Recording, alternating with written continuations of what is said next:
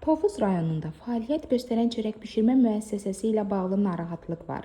Tovuz rayon ərazisində yerləşən və yerli sakinlərə xidmət göstərən çörək bişirmə müəssisəsi ilə bağlı müəyyən narahatlıqlar artıq baş alıb gedir. Sakinlərin müşahidələrinə görə müəssisədə sanitar-gigiyena qaydalarına riayət olunmaması ilə bağlı suallar yaranır və bu məsələnin aidiyyatı qurumlar tərəfindən araşdırılmasına ehtiyac olduğu bildirilir. Qida məhsullarının istehsalı və satışı ilə məşğul olan obyektlərdə təmizlik, gigiyena və təhlükəsizlik standartlarına əməl olunması istehlakçıların sağlamlığının başlıca səbəblərindən biridir. Bu səbəbdən belə müəssisələrdə mütəmadi nəzarətin həyata keçirilməsi və mövcud vəziyyətin qiymətləndirilməsi vacib məsələdir. Adı çəkilən bu pekarniyə Müzəffər adlı şəxs rəhbərlik edir.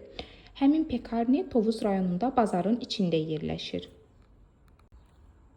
Demək olar ki, bu pekarniyə Qruqlusutka, yəni günün bütün saatlarında gecə-gündüz fəaliyyət göstərir.